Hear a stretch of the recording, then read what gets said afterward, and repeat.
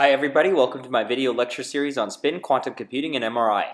The information in this series is extremely interdisciplinary and is meant to be presented in a way that is accessible to all audiences. Hopefully people with a range of backgrounds from novice high schooler interested in science to PhD student in STEM to maybe even professor can all take home at least something that is useful.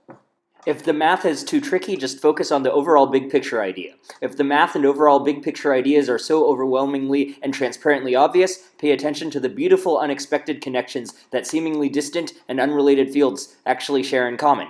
In fact, this series will touch upon topics that completely run the gamut of STEM, including signal processing, quantum chemistry, atomic physics and spectroscopy, thermodynamics and statistical mechanics, electromagnetism, classical mechanics and mechanical engineering, material science, information theory, digital logic, probability theory, statistics and machine learning, and even organic chemistry. At the end of the series, hopefully one will acquire an intuitive understanding of what quantum spin is, a cohesive view of the fundamental concepts behind quantum computing, an insightful perspective on how gyroscopes work along the way of the journey of delving into the physical phenomenon of magnetic resonance and magnetic resonance imaging MRI, and finally a comprehensive yet intricate picture from the huge MRI machine, if you've ever seen one, down to the subatomic level of the process of how MRI images are formed.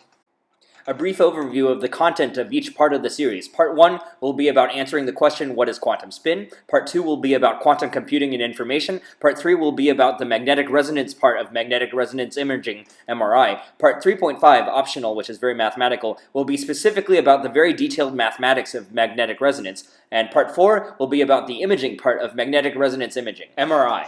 Without further ado, please enjoy and see you in the next video.